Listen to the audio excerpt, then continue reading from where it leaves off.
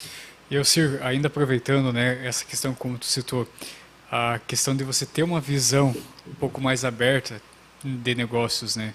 Isso você faz também com pegando estrada, né?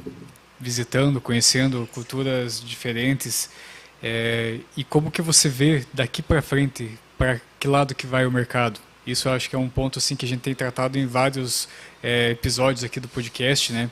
Para a gente entender, e até vou querer comentar com vocês dois, a questão tanto do gado, da produção de carne, os leilões aí, também a agricultura, né? Para que lado que tu acha que vai o futuro agora, tanto num curto prazo quanto a médio e longo prazo? Só para concluir aquela parte anterior, é muito normal você estar conversando com as pessoas e às vezes o cara fica duvidando daquilo que alguém está falando que faz ou que produz na propriedade dele, né? É Eu verdade. acho que às vezes a pessoa que é negativista ela procura se unir com quem eu acho que você tem que ver quem faz bem feito. Quem produz bastante é essa pessoa que você tem que conversar e acreditar e lá ver o que o cara está fazendo, porque realmente ele tem algum diferencial, né? Então, por isso que é importante você acompanhar e ver. Está aberto ao E, novo, né? e o agronegócio, hoje a gente está vivendo um momento, assim, eu acredito que a própria questão política, né, fez também uma parte disso, principalmente no agronegócio, né, um certo desânimo, um certo assim, um pé atrás, né, do produtor de maneira geral, tanto da pecuária como de grãos. E também o agro sempre foi ciclo, né? Sempre é cíclico. O porco sempre foi assim, o feijão sempre foi assim, e os grãos, e a pecuária, e o leite. É um momento de alta, um momento de baixa. E esse efeito pandemia, aconteceu uma coisa a nível de mundo muito, muito interessante. É que os governos eles se preocuparam muito com a economia e, de repente, num certo momento, os fundos, né, que giram dinheiro muito, muito, muito forte a nível de mundo, eles viram que a grande bola da vez, como os juros estavam muito baixos, Estados Unidos em 2020, 2021, se você pusesse o dinheiro na poupança, você ficava devendo, porque o juro era zero e ainda se tinha umas taxas. Então, você botava 1.000 e pegava menos um ano depois. Investiram muito na questão de grãos, que era a bola da vez. Isso ajudou a subir. A gente sabe que a gente vinha crescendo aí no setor de grãos, aí aumento de área, a gente vinha num ritmo de 2, 3% ao ano. Então o Brasil vinha crescendo num batidão, aí, um ano mais, um ano menos. 2020, 21, 22, o Brasil pulou 30% em 3 anos. Nós aumentamos 8 milhões de hectares em 3 anos. A gente plantava 36, pulou para 42. Então isso é muito, para 44, aliás. Isso é muito forte esse salto. Aqui no sul eu não sei direito o número, mas no norte as pessoas dizem que a retenção de matrizes foi 30% nesse período.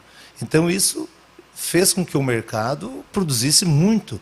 Imagina, nós crescemos 30% na área de grãos em 3 anos, é muita coisa. É 10% para quem vinha crescendo 2, 2,5%. Então deu uma saturada no mercado.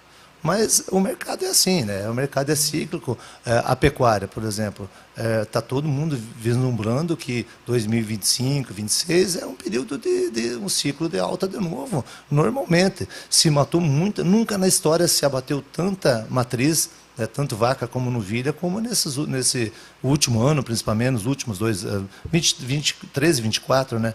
E isso daqui um pouco vai enxugar o mercado, isso é automático. Então, a gente tem essa visão de que daqui um pouco a coisa vai melhorar. E a questão de grãos não é diferente, né? O mercado tem que assimilar todo esse excesso de produção. As economias também, pós-pandemia, também sofreram, né? Todo esse período que ficou sem trabalhar, uma grande parte da economia sofreu, essa recuperação demora um pouco, então é tudo uma consequência. Então, mas assim, acho que fazia muito tempo que a gente não via um ciclo agora, como agora 2023, 2024, de pegar praticamente toda a cadeia produtiva, todos os setores do agronegócio em baixa, né? Isso é muito difícil, né? Eu acredito que hoje o café que está alta e alguma pouca coisa a mais. Então, é difícil pegar um... Então, claro, de maneira geral, principalmente uma região como a nossa, que depende muito do agronegócio, sente, né?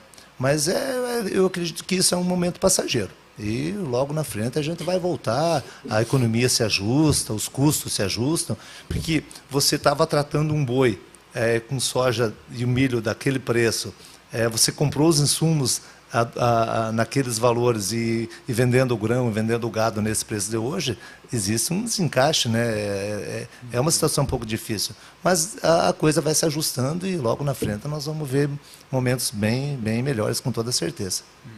E André, e a tua opinião? E até mesmo numa pergunta assim, tu acha que, você falando hoje para nosso cenário atual aqui, Paraná, né? Grão sobe antes, gado sobe antes. O que você acha qual que vai ser a bola da vez? Então, Matheus, quando a gente fala em mercado, acho que dá para pegar uma linha de raciocínio seguindo o que o Ciro comentava. Quando você fala em mercado, você tem vários ícones que podem estar interferindo, né?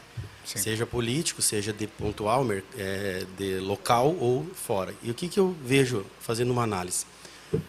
Não é novidade para ninguém que nós somos uma grande indústria. O Brasil hoje é líder nas principais commodities agrícolas e de produção em toda a linha agropecuária como um todo. Acontece quando você tem uma grande indústria que produz muito, você tem que ter uma grande linha de escoamento. E hoje a gente tem uma ligação internacional que ela ainda é um pouco decadente daquilo que nós temos potencial para pôr lá fora. É lógico que politicamente, se nós for falar que a relação comercial envolve vários setores, a gente sabe disso. Acontece que quando a gente trava, a gente cai no quesito oferta e demanda. E quando cai no oferta e demanda, há essas oscilações, conforme o Ciro comentou, que é um ícone do fator mercado que interfere muito, né? Eu costumo assistir diariamente, eu tá ligado diariamente com notícias, e é muito raro você assistir uma notícia durante o dia de tudo que nós fechamos de negócio lá fora. Sim. Então, como que uma grande indústria da céu aberto, de grão ou de carne, que produz muito e muito grande também, a nossa extensão é grande, consegue ter resultados melhores se a nossa exportação não abre mais caminho muitas vezes. Abre devagar, eu acho que a gente teve várias notícias no período da Tereza Cristina, que na minha opinião até então foi um dos mercados que mais abriu, a ministra da Agricultura. Depois disso você não vê abrir mercado. E aí houve toda uma trajetória política que a gente teve recentemente, que automaticamente, conforme o Ciro comentou, em alguns pontos também interfere, né? Porque quando não se há um estímulo, automaticamente não se tem resultado.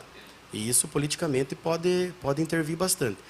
Isso interfere na cadeia diretamente, e quando a gente vem para a nossa região, que depende do agro, ou seja, muitas coisas circulam a partir do volume, do valor, daquilo que gera o agro, acaba sentindo de uma certa forma também.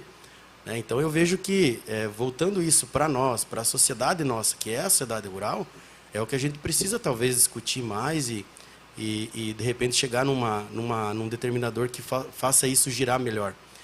E seguindo na tua pergunta, é muito difícil você hoje falar assim, a agricultura vai recuperar mais rápido, a pecuária vai recuperar mais rápido. O que a gente pode pegar é fatores que estejam mais ligados diretamente para realmente acontecer. Exemplo, eu vejo que a agricultura, como a gente teve um boom, conforme o senhor comentou, na evolução de produção, na evolução de tecnologia, no investimento nas áreas, no investimento em equipamento, a gente se endividou com isso também. Isso, qualquer produtor que possa estar ouvindo tem consciência de que houve um investimento maior. Mas as produções também cresceram, a produtividade também cresceu. Exato, mas quando cresceu a atividade, ficou volátil ao mercado. E aí talvez você pode colher 200 por alqueire, mas vender a menos de quando você colheu 100 por alqueire. Porque o mercado vai ditar o preço. E aí você não consegue pagar aquele investimento.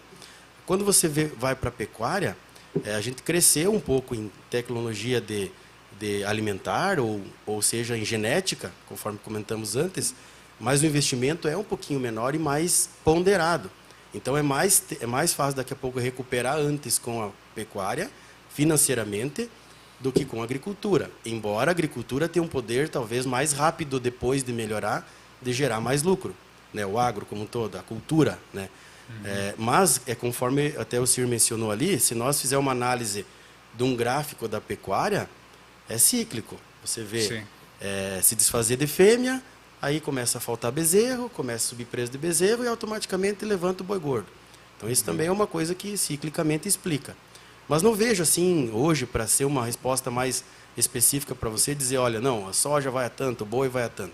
O que a gente vê é uma recuperação do boi um pouco melhor, em função de que mataram mais fêmea e tal. Então se deslumbra um mercado da oferta, diminuir um pouquinho e aí subir. Quanto a grão, o mercado internacional vai responder mais rápido. A gente percebe que, após pandemia, onde teve uma pressão de consumo alimentar em função de um desespero de população, seja a nível mundial ou interno, houve um aumento de consumo e a oferta, então, foi beneficiada com isso e os preços melhoraram. Sim. Fazem mais de 2 anos que nós estamos falando em guerra. Os principais países do mundo estão investindo em guerra, investindo em armamento, pensando mais ainda sobre a estratégia de logística de tudo para poder ver como que vai se sustentar tudo isso. E isso o pessoal está levando a parte alimentar um pouco da água da mão para a boca. Então está desacelerado, está desaquecido, entendeu? O consumo como um todo. Mas eu acredito que são ondas e que quem vive a agricultura há mais tempo já passou talvez até por situações pior que isso, né?